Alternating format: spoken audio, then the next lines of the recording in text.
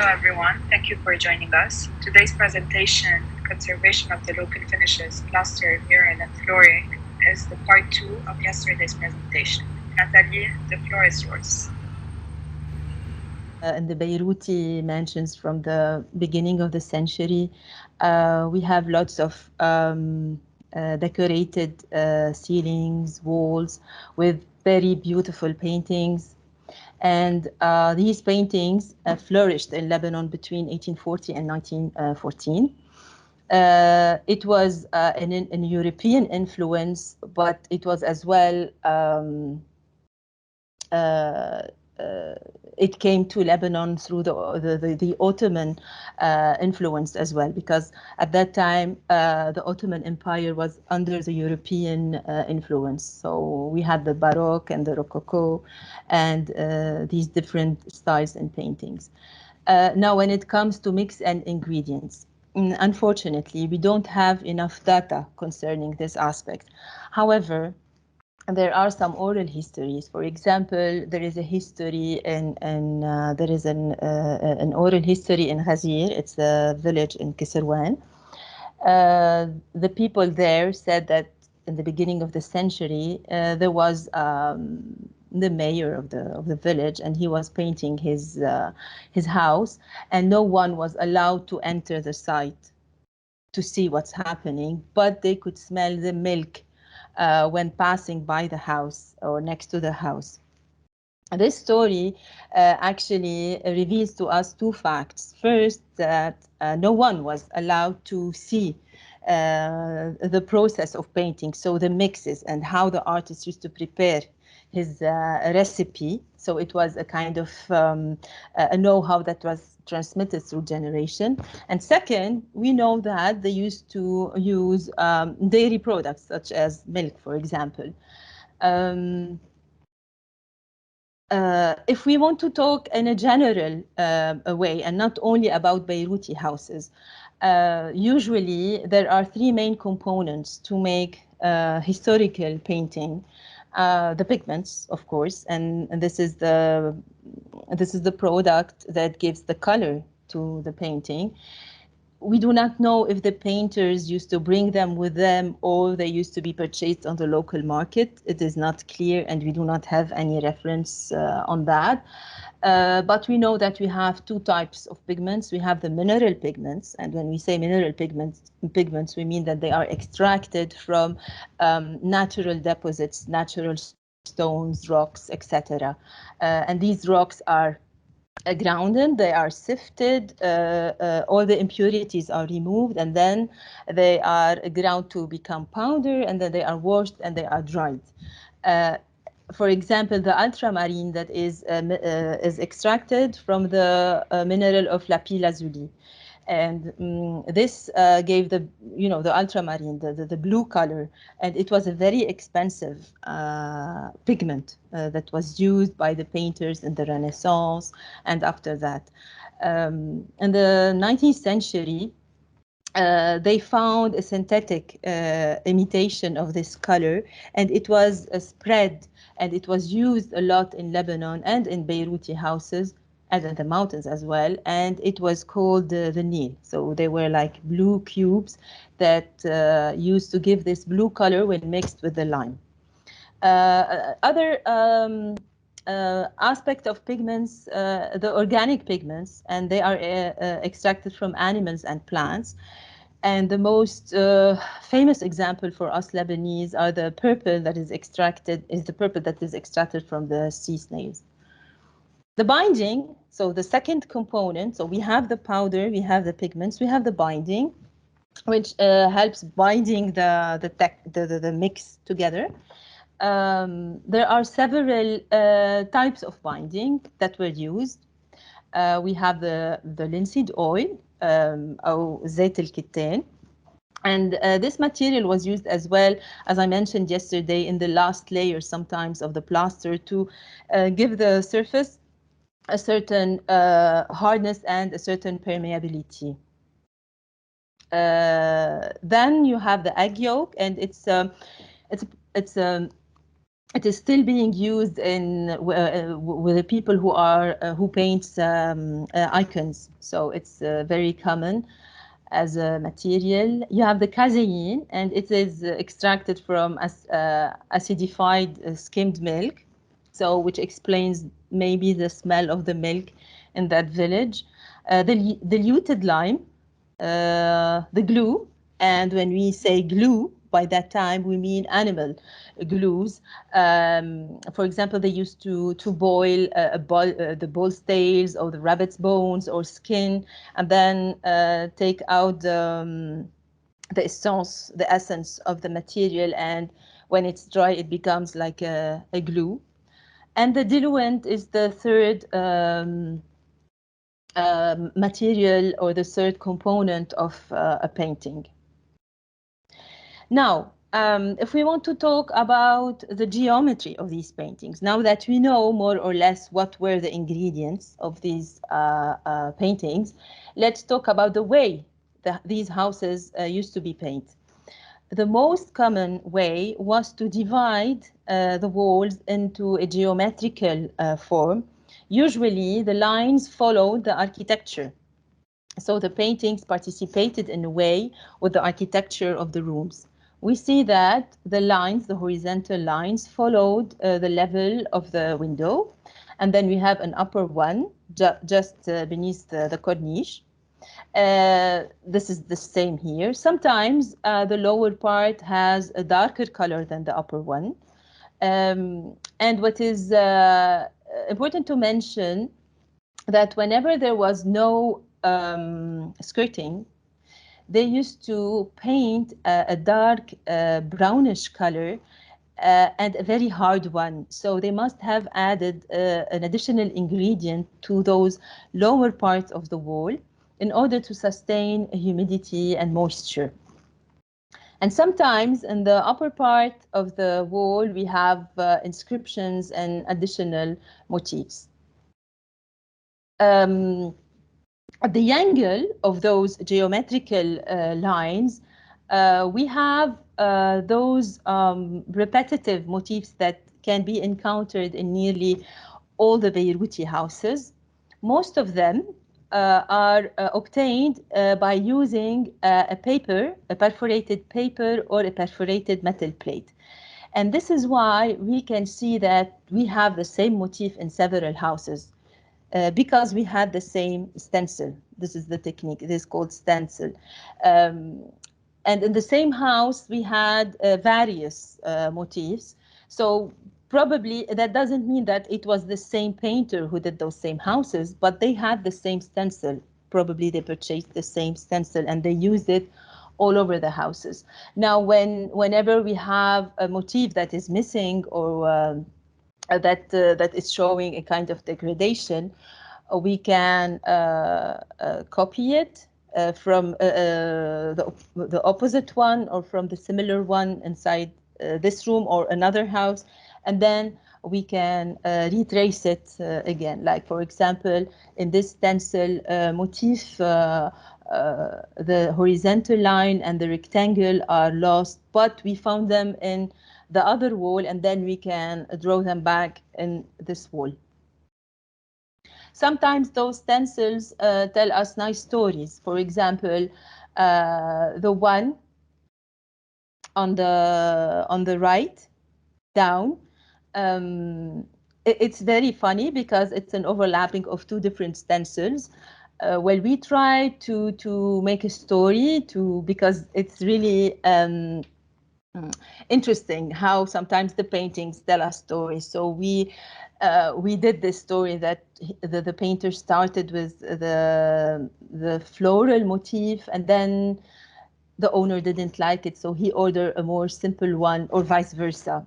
And it's nice to see how these paintings tell us different stories. Like here, for example, the simple motif probably on a later phase, because in this house, for example, the house was built on two phases, and this is in the first floor. So we said, okay, when he did the second floor, he painted the walls with this nice faux marble, and then he said, okay, I want to cover the stencil with a nice foam marb. So this could be the interpretation. It's just an interpretation of what we see.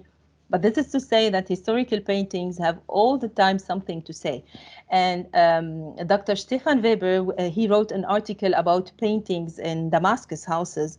And he says that those paintings do not only tell the story about the people who inhabited them, inhabited those houses, but they tell the stories about the trend of the people who are watching those paintings, especially when these paintings tell or present historical scenes, for example, like we will see later on.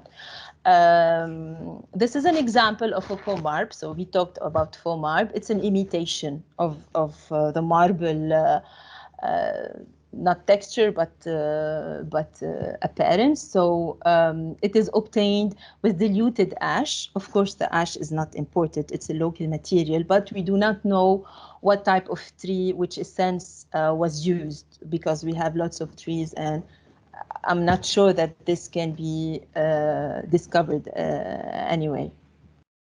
And depending on the artist's skills, we have various styles of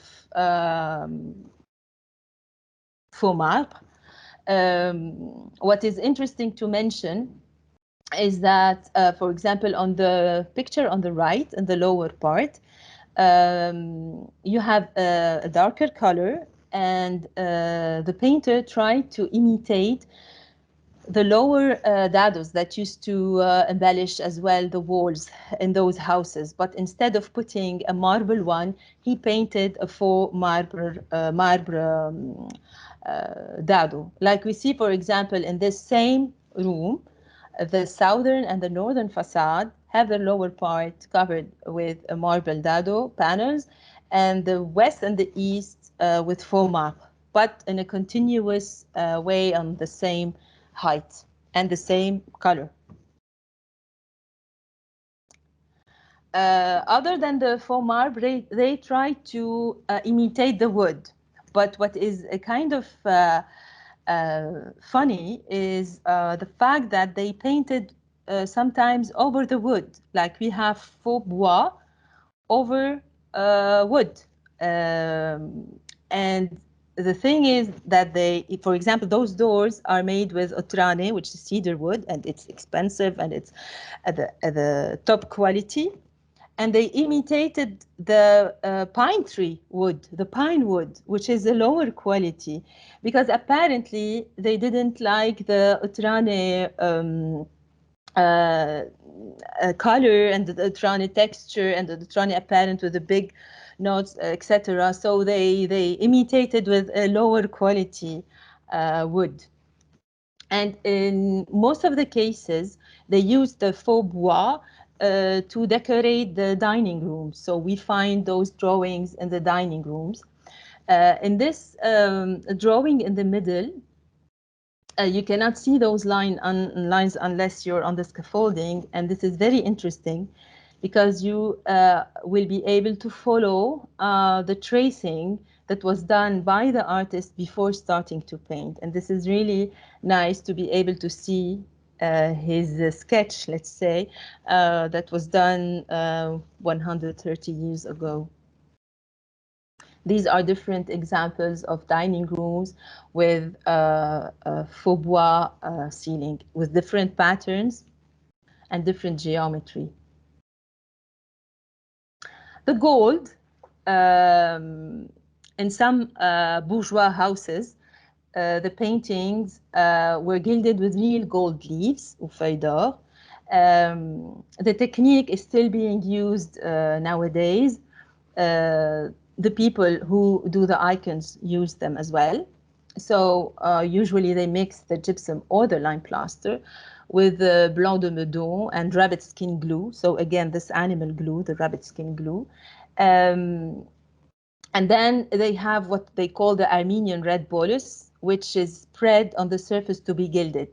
If you can see here on the picture, it has a red color, and when you apply above it the feuille d'or or the gold leaves, it will give an intense color of gold.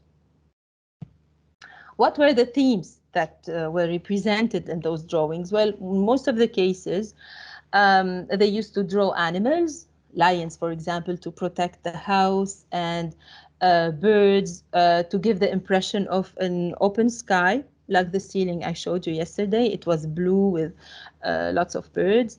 They used to paint angels or putti. There was the theme of Egyptomania because it was very trendy in the beginning of the century to draw pyramids and camels and palm trees. And they used to draw as well fruits and food and the dining rooms. Sometimes, instead of using stucco and gypsum molded motifs like the ones we saw yesterday, they used to draw a relief effect, which gives the impression of a 3D, whereas it is a 2D painting. Concerning the artists, we don't have data concerning the artists, but there are lots of people talking about Italian artists. We do not know if this is true or not. We have some local artists that left their signature on the paintings. Skandar Saliba, for example, is one of them. And they did nice paintings, actually. For example, I don't know if this could be considered as being painted by an Italian, because it had an Italian flag over the fortress, and it was showing the volcano of Pompeii.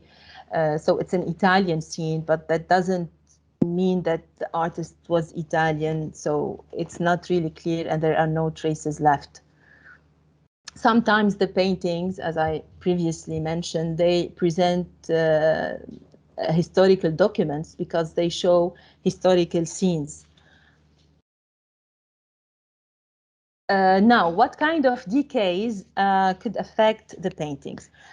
Like we mentioned yesterday, when we said that the plaster depends on the structure behind it, so on the walls. So if there is any kind of structural deficiency affecting the walls, it will affect the plaster.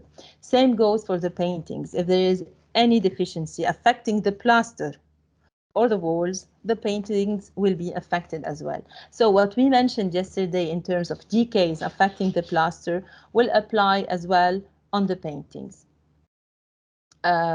So any weakness or disintegration that affects the plaster and the mortar will affect the painting layers, like we see here in those pictures. The paintings here have their plaster detached from the support and collapsed.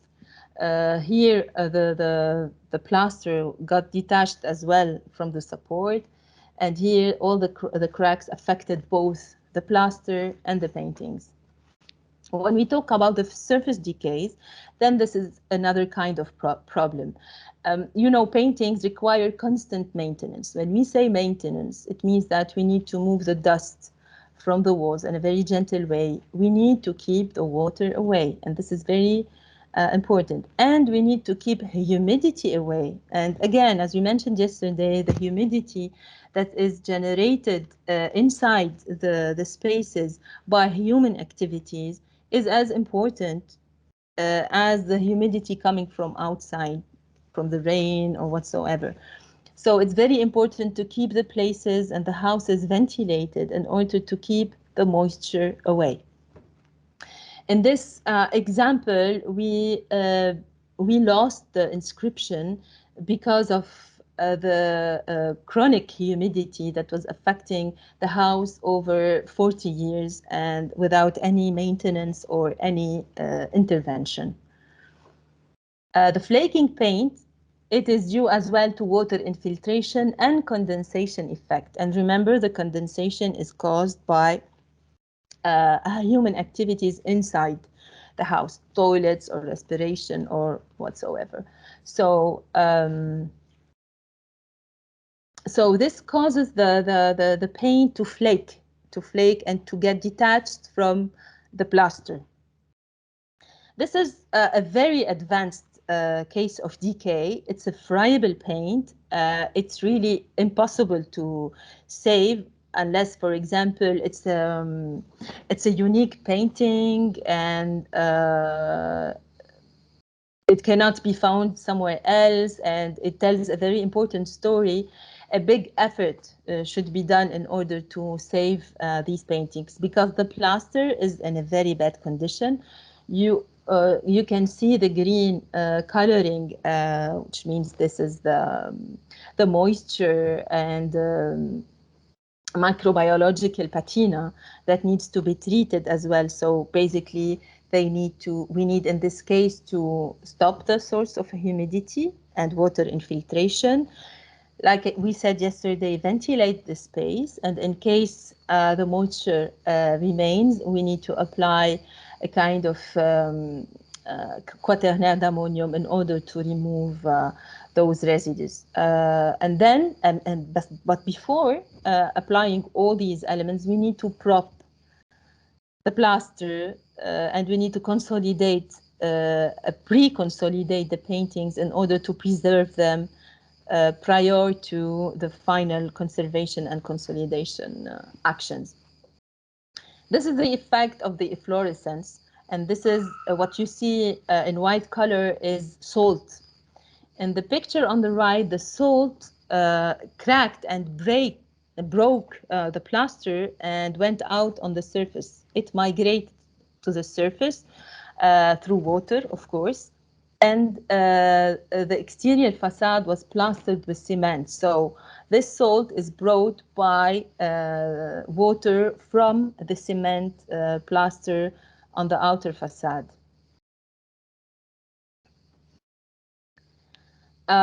This is when the lime leached and disfigures the painting. So it gives those white spots that disfigure the paintings. This is an example of a human intervention, which is, unfortunately, in most of the cases, is a bad and harmful one. We can see here an example of a nice painting, an original one with this light ochre and light green. And then in the 70s, for some reason, probably a maintenance reason, because as a general rule, whenever you have maintenance action or human intervention, it means that there was a kind of problem that people tried to solve. But the problem is they do not solve it in the right way all the time. So they try to paint in some areas that probably lost their paint with a bad know-how. So you can see the green, you can compare the green to the original one. You can see the faux marble and you can see the ochre with the compared to the original one. So this was a very bad human intervention that needed to be checked. This is another example of owners who, for some reason, decided to cover a faux marble, a very beautiful faux marble, dating back to 1890, with blue colors and different colors. And these were the mock-ups. And they were trying to choose which color should cover the faux marble. And that was during a visit I did, and I couldn't convince them not to do so.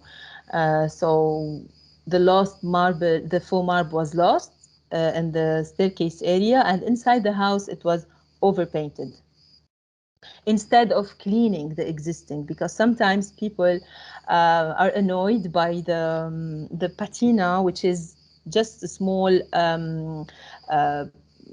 sometimes dust that can be cleaned very easily with very cheap materials.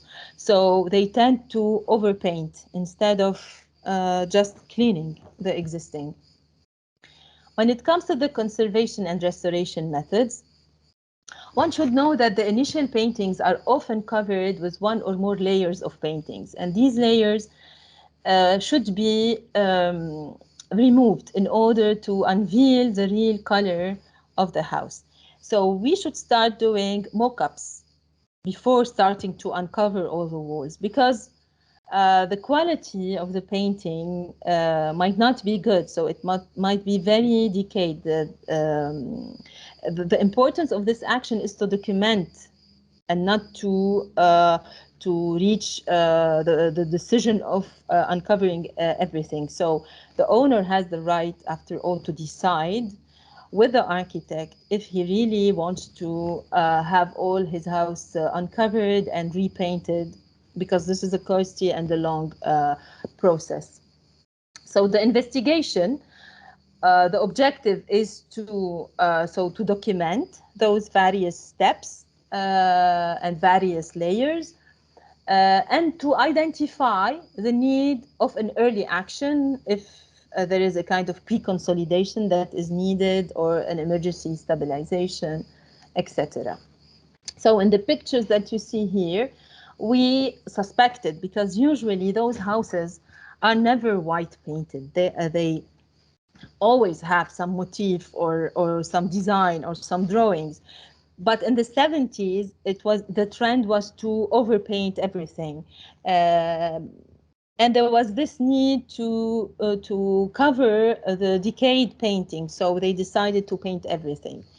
So in this case, we started doing some investigation, and we discovered nice paintings, two different phases of historical paintings inside the room.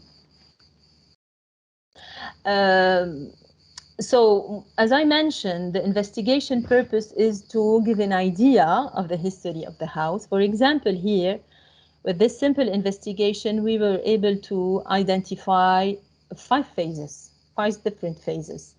In the case of this room, the situation was very bad. The paintings were very decayed, and the owner decided to overpaint. But at least we have documented the situation, and we know that at a certain point, this room looked like this, and this is enough. I mean, you cannot force people to restore their paintings. It's important to document, and it's important to overpaint, not with oil paint, but with water-based paint, not with acrylic paint or latex paint.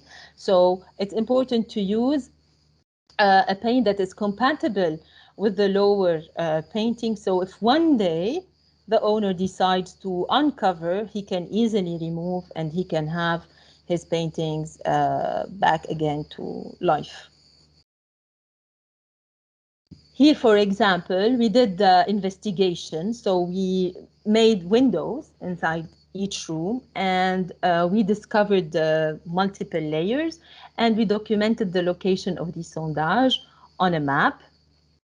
And then, in this case, the owner decided to uncover a few walls to see what's behind. So the wall that was all white painted gave this result. And then the owner decided to keep those paintings with, of course, consolidation and retouching.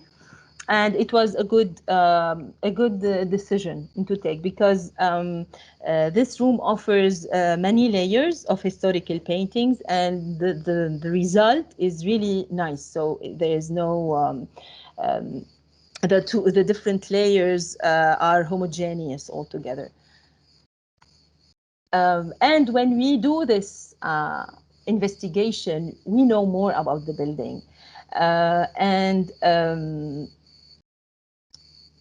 we can have a better understanding of the history of the building and the history of the taste of the owners, and the better understanding of the trends of that period of time. So it's very important to do this exercise. Like, for example, here, it was obvious that with this kind of tiling, there must be something on the lower part, and it was something very geometric, because this room dates to the 18th, back to the 18th century. So the kind of drawings are different from the one that I showed earlier. This is another example of a house. The two pictures are located in the same house, but in this case, the owner did not want to uncover any of the rooms. So we did some sondage, and we had a big understanding of the way it was painted and the tastes and the colors, etc. But the final decision was to cover them back. What are the methods of removing? Because we have various methods depending on the hardness of the layer. As I said, sometimes we encounter very hard layers of painting. We do not know what are the ingredients that make them that hard, but we use sometimes all the light methods, and then we will have to use stronger methods in order to remove the painting. The first picture is the last option to use, which is the remover, because usually in the local market you will find chemical removers that are in most of the cases sold to carpenters who want to remove the paintings from the wood in order to apply a new painting. So these are very strong chemical removers. Their inconvenience is that sometimes you apply them and they remove, even for a very short time, and they remove all the layers. They do not only remove the superficial layer. So this is why it's very delicate to use those chemical removers. The most simple way is to use the mechanical removal using various tools. This is another way. It is a steamer, and in this room the layers were very hard, so we had to use steamer, but it was still very hard to remove,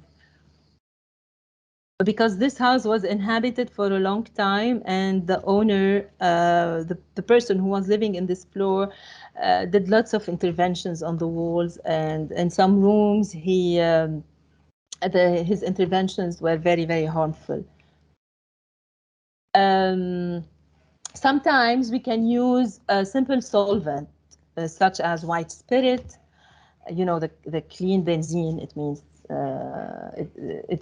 this is the white spirit, or the mineral turpentine, directly with a cotton or with a poultice, like on the left.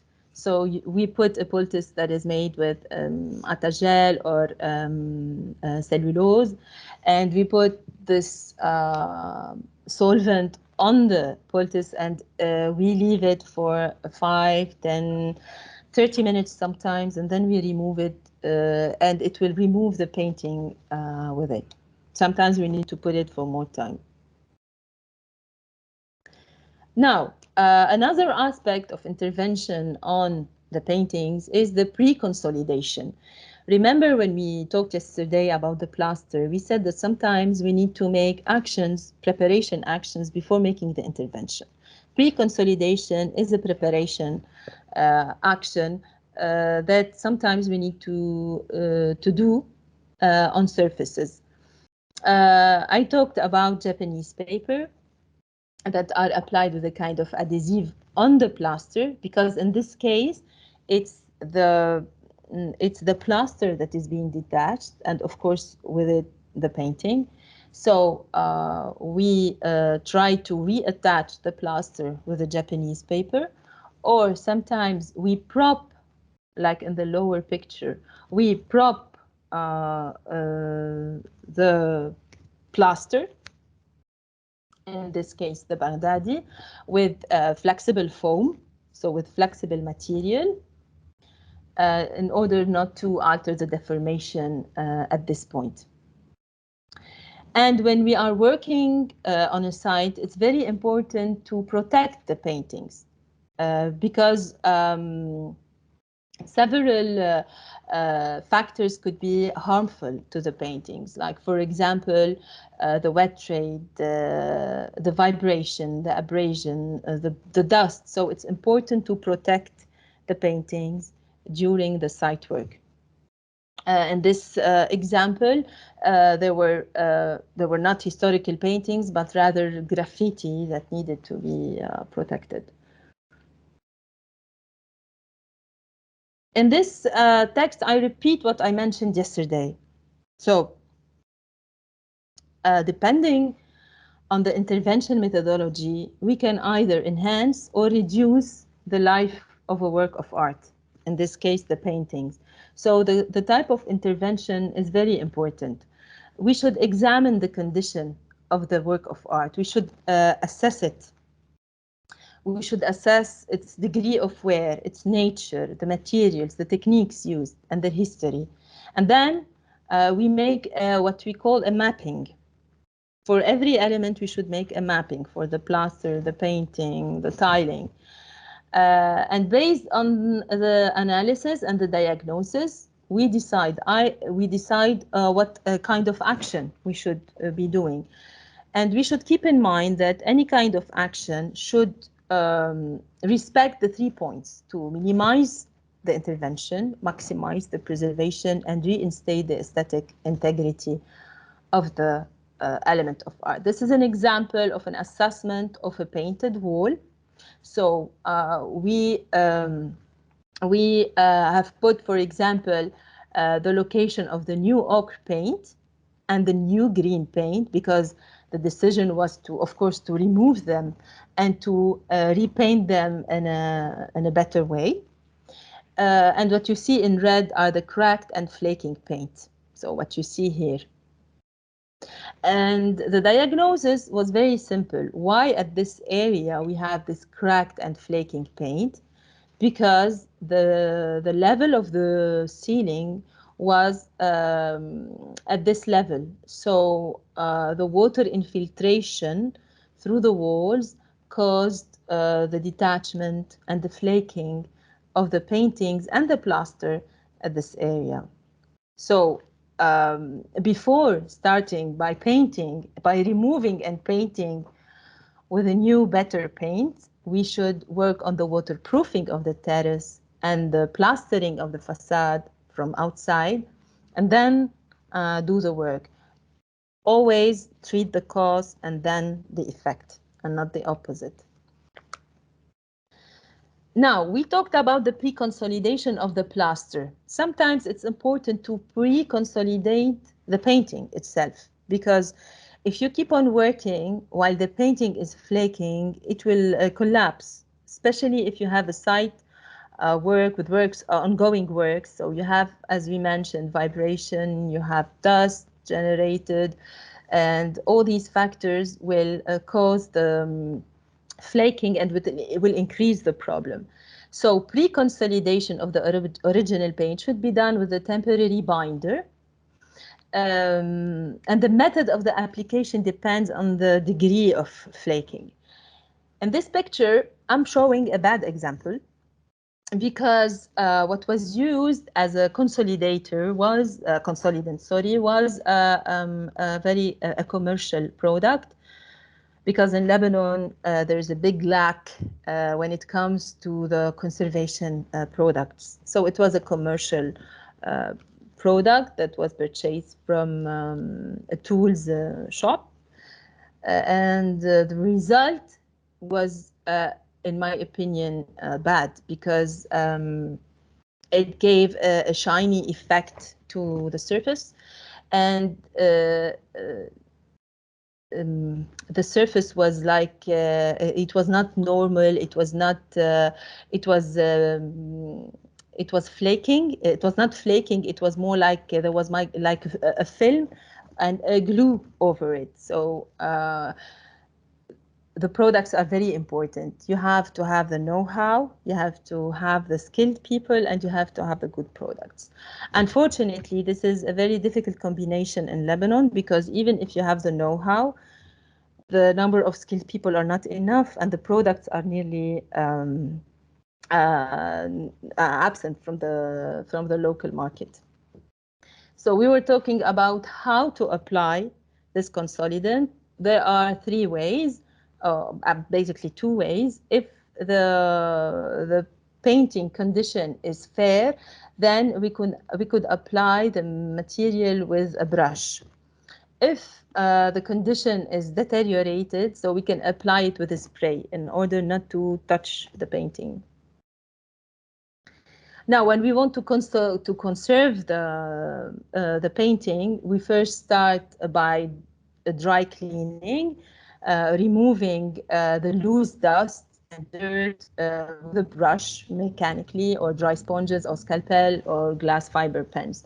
So this is a very delicate action, but it's a very easy one because it requires simple tools. There is another way, the wet cleaning, where only distilled water is used. Sometimes ethanol is added, or spirito, or alcohol. And there is a chemical one, and regarding this action, only experts should be able to use those cleaning methods. And at the end, after stabilizing the paint layer with the adequate products, there is the action of color reintegration and retouching. For example, in this wall, the owner wanted to keep the patina effect. So in this square, the painter proposed to make this kind of retouching because the white color was so strong. So it reduces the white color, and it makes a softer a wall, not an aggressive one. And this was a mock-up, because all the time you need to make mock-ups.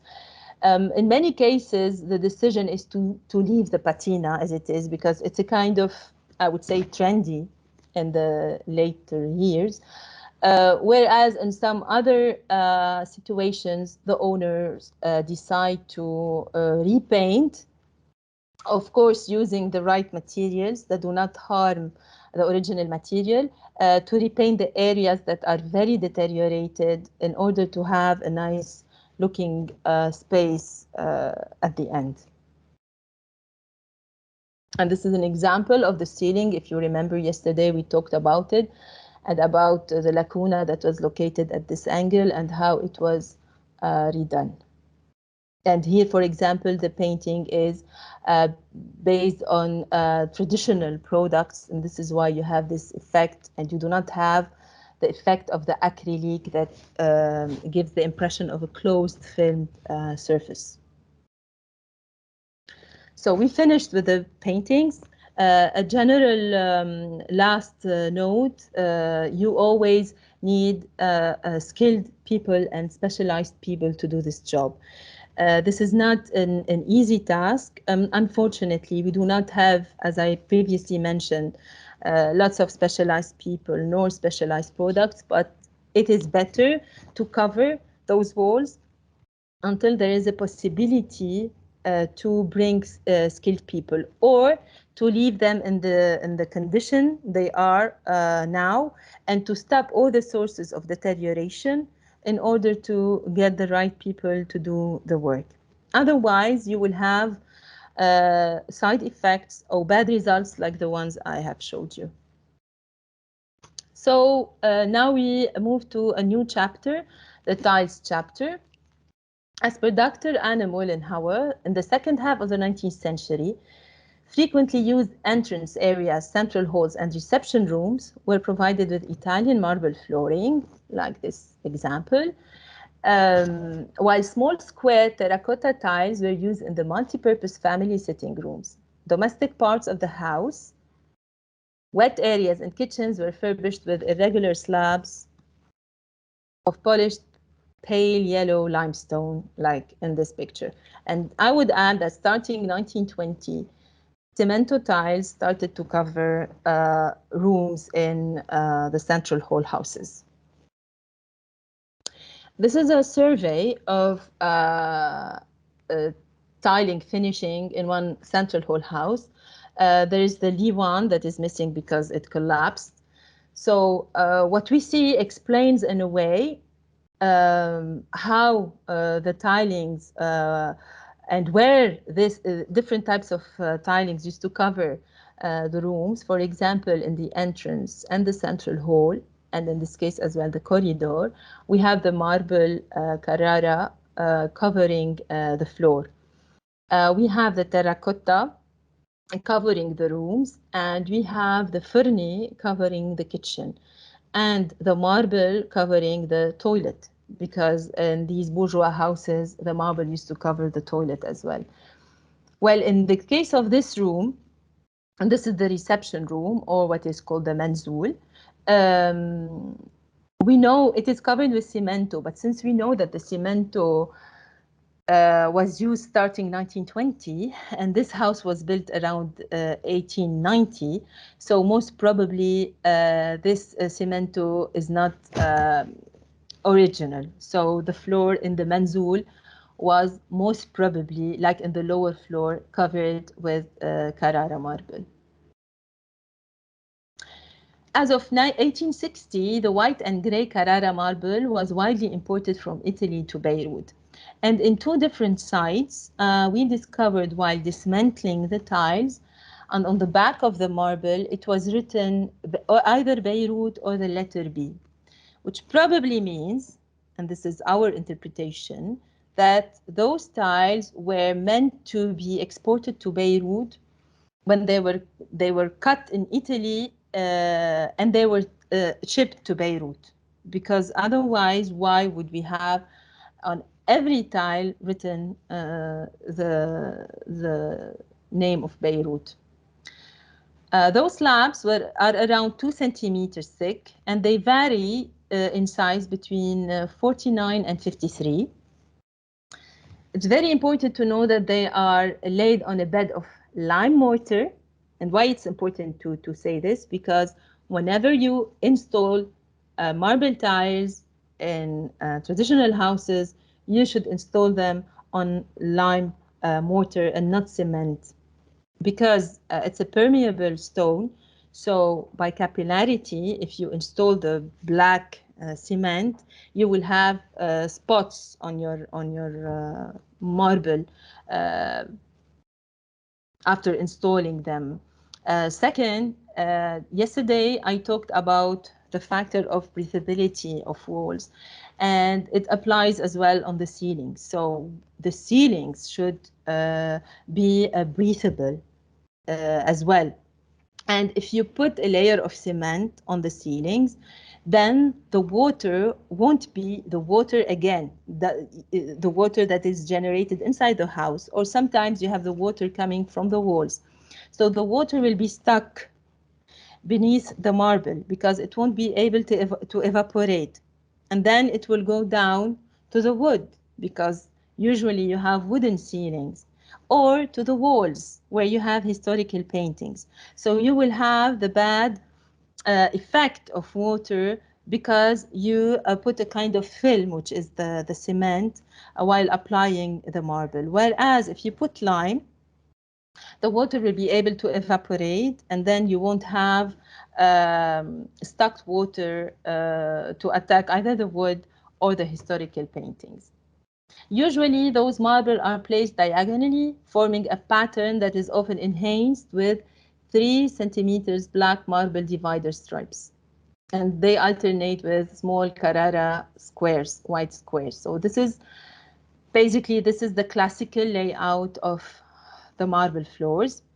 Sometimes you don't have those stripes inside the frame, so you have only the diagonal layout of the white Carrara. And as you can see, the joint tends to be 0. So it is really a fine and a high level of craftsmanship that is being observed in the absence of grout joints between the slabs. Now, when it comes to the black stripes, most of the cases they are made of black marble, but in some cases that we observed, they were replaced either with cement as a maintenance or intervention, and in some other cases, instead of using marble, the owners used slates, black slates. They give the same effect, but whenever there is a high moisture level, they get they get delaminated, so you can see the layers of the slates, and you will have this effect on the floor at the end. Now this is an exception, but in this house in Beirut, the floor is covered with marble and other types of stones, probably, in the technique of the opus sectile. And this is a technique that was brought from Damascus in the typology that is called the Tiraz al-Dimashqi. But these are rare cases, and they're not very spread in Beirut. So what kind of decays we can encounter when assessing marble floors? We have the erosion. It is caused by the aging of the marble and the weathering. We have the abrasion and the degradation. You know, the marble, they have low abrasion resistance, so they can get scratched easily. The cracks, you know, because the marble, in this case, for example, and this is a very common situation, the marble lays on, as we said before, lime, and most of the cases, sand or earth. And so whenever there is water leakage beneath the marble, the mortar can get weak, and then it will cause us a kind of settlement and crack formation on the slabs, the marble slab. So in this case, we dismantle the slab, the marble. We redo the support, so the filling material or the mortar beneath, and then we reinstall the marble. Even in this example, where the marble slab is very cracked, there are ways to reattach all the parts together and then have one complete slab and then reinstall it. Another problem regarding the surface is the soiling. Whenever, for example, in this case, the marble is exposed to rain, pollution, and soil. And then at the end of the day, there is really a thick layer over the marble. And sometimes you can confuse the marble with the limestone because it will lose all its appearance, the usual look of a marble, and it will give the impression of a limestone. And in this case, a simple cleaning will solve the problem. This is not a major problem. Now, whenever we need to remove the marble for several reasons, for example, we need to consolidate the ceilings because, as I previously said, most of these ceilings are made from wood, and so they tend to, if they are not protected against moisture, they tend to rot and to show decays and to lose their capability of getting and accepting the load.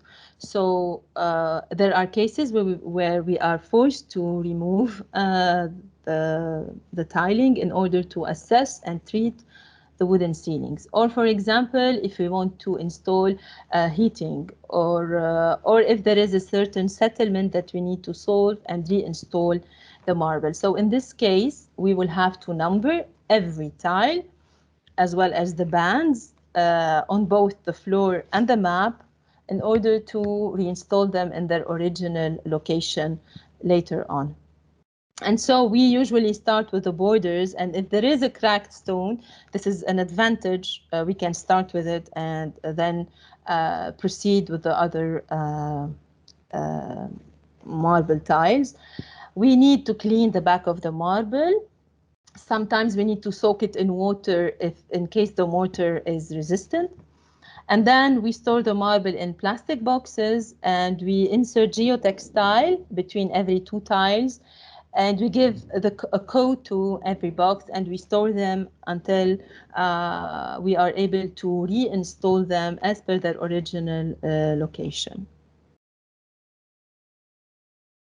So as I previously said, we consolidate the new soil to receive the tiling. And when we install tiling, as I said, we should use lime. And for jointing, we humidify the floor and we spread a grout with a well-dosed binder, 1 volume of lime to 1 volume of water, and then we clean. And then we have all the joints grouted.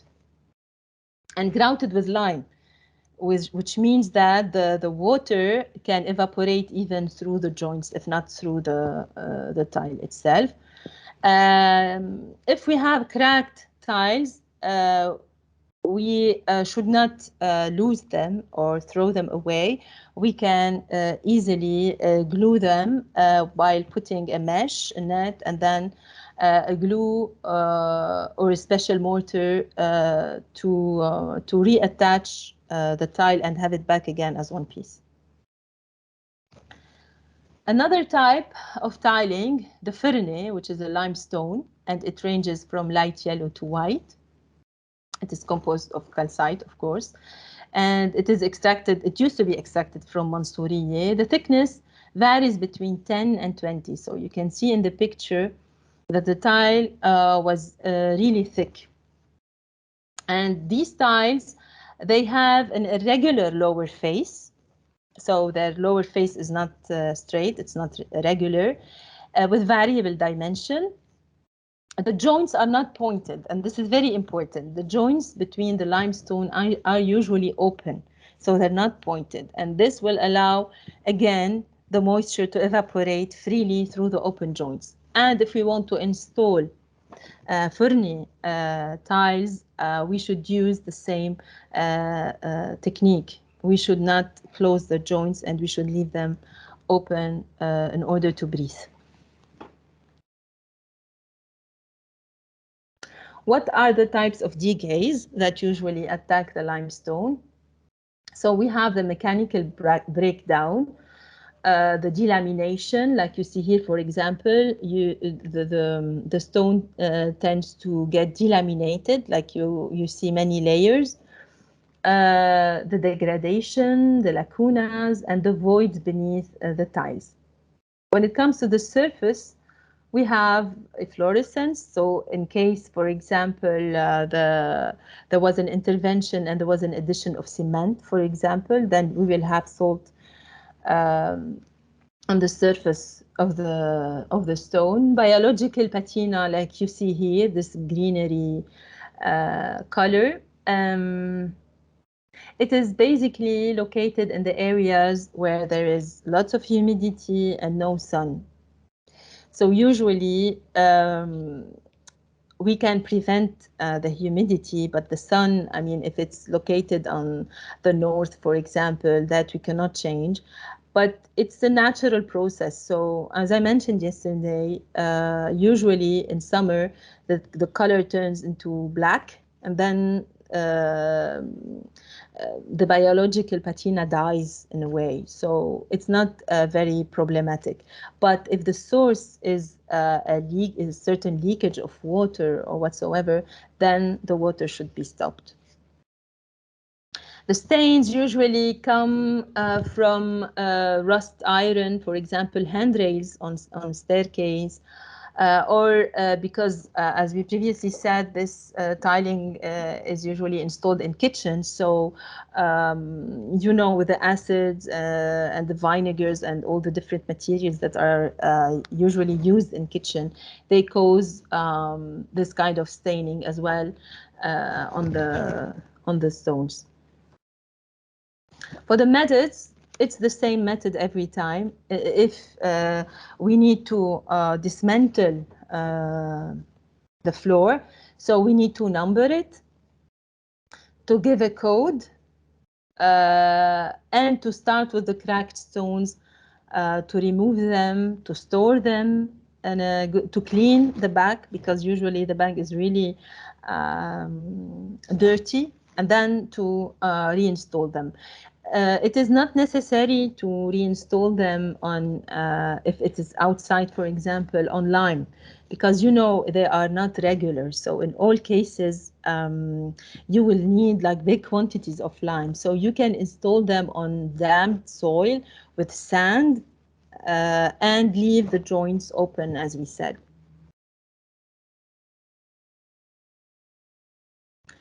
For example, this is a room that was dismantled because of major settlement issues, and then it was reinstalled on the same location. And on the right, this is an example of installation of furni. The Cemento, or the decorated cement tiles, starting 1920, they form what we used to call the colored carpet, tapis d'été, or the centra is in the middle, and there is a border of neutral cemento all around.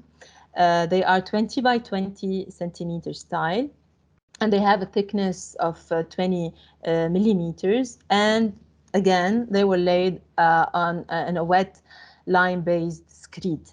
I put this picture on the right on purpose to show you that even when they used cementos, they tried to imitate the marble, because in their head, it's the marble that has this luxurious, and it gives this luxurious image. So this is a cemento floor, although at the first look we think it's a marble floor. The patterns included oriental, floral, geometric, among other motifs. And in the same house, in the same building, we could find different motifs, like those tiling, for example. They were located in one building, although they present different trends and different styles and different motifs. The clay floor tiles, or the terracotta, it's a 20 by 20 centimeters as well. It is bedded in lime mortar, and usually in a staggered pattern, like you see here. But sometimes the joints are aligned, so it's not a rule. They were imported from Marseille in general to Beirut. In some cases, you might find at the entrance a marble piece or a limestone piece. This is not a later intervention. This is original. I don't know the reason behind it, but in most of the cases, at the entrance of the room is indicated with a different stone in the middle or at the edge of the threshold. The type of decays, I merged those two types, the terracotta and cemento, because they show similar decays. So in the first case, of course, because this finishing element is being supported by ceiling. So whenever there is a problem, a structural problem or whatsoever affecting the floor, it will affect the tiles.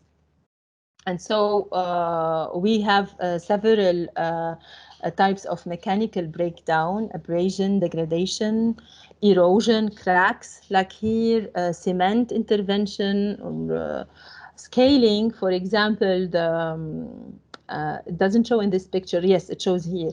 The terracotta tends to scale, like it loses its surface, and then you see the core of the tiling.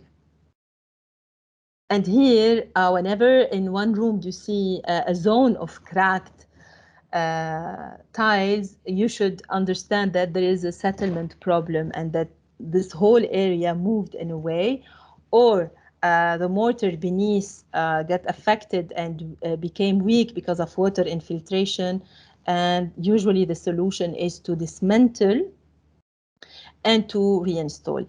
It is difficult to reattach a broken terracotta. For example, if we remove this, it will, and especially if there was moisture for a long time beneath it, it will become powder. So it is difficult to reattach or to glue them back again. Sometimes we have tiles that are mislocated or located in a wrong direction or in the wrong place. Sometimes we have alteration of the surface which includes soiling. Like, for example, this picture, it is a cemento that was exposed to weathering. It was located on a terrace, and there is a thick layer of soiling on the surface, but it's easy to clean. It's not a big deal. Again, the problem of salt, human activities, biological colonization, like in the lower picture, and staining. For example, here it's in the kitchen, so you have all the activities that can be traced just by analyzing the traces on the floor. Sometimes people tend to find fast solutions, like, for example, in this case, where there was a kind of settlement and the people removed the cracked cemento and they covered with cement.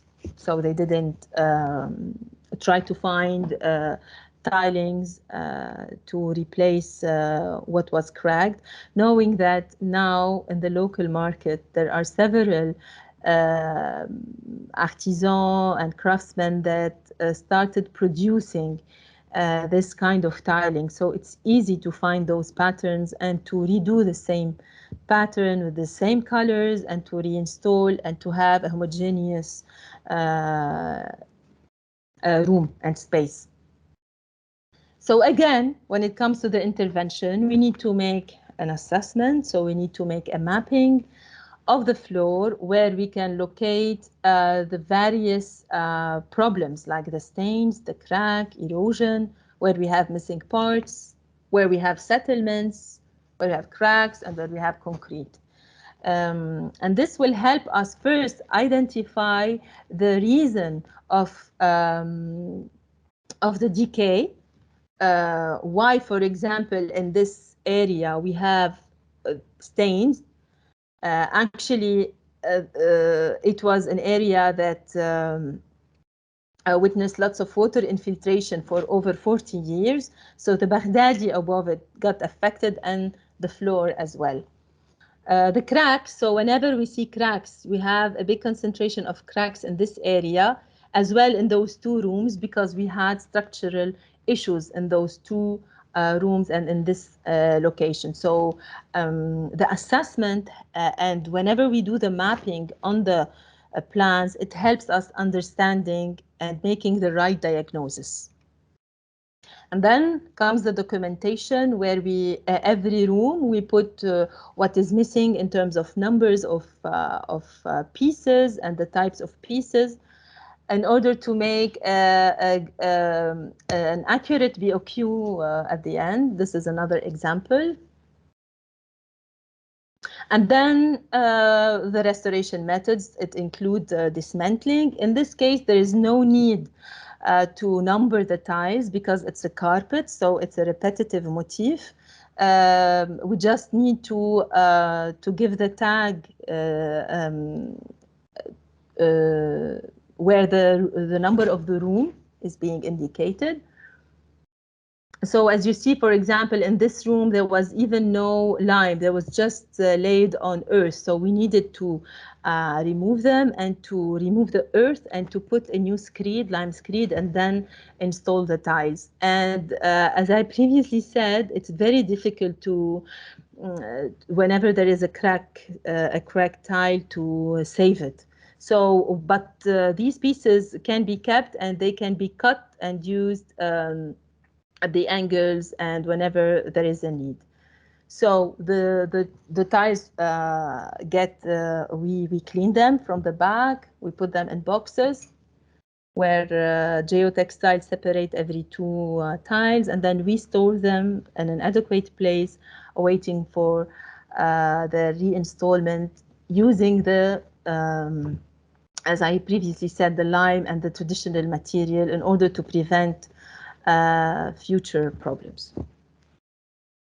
I finish my presentation with this picture of a cleaned Baghdadi. It was a test to clean it, and actually it gives, like the picture of yesterday, a kind of message of hope where the colors of life show amidst the darkness. So thank you, and sorry if I exceeded the time. Thanks, Nathalie. No, you did not exceed the time. It was very good. Thank you. We have a question from Nicole. Do you think the marble tile at the entrance of the terracotta tiled room could be related to the door's hardware, such as lock fixation and floor and a stronger tile? Yes, if it's, Nicole, if it's located just beneath the door, it could be with a crapaudine, for example. It could be the reason that they had to install a door with a crapaudine system. So they put a hard material like limestone in order to receive this crapaudine, because they cannot cut the terracotta. But when it's in the middle of the room and there is no hole for the, if you mean the system that goes up and down, then I couldn't find the answer. But in the case where there is a hole or it is located just beneath the door, it is being explained by the opening's location. Thank you, Nathalie. Another question, is it hard to find Carrara marble that matches the old Carrara marble in Beirut?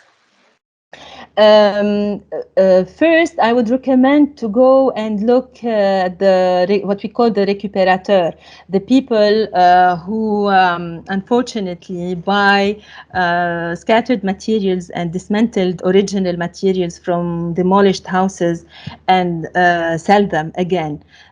Because then you will have the patina already on the marble.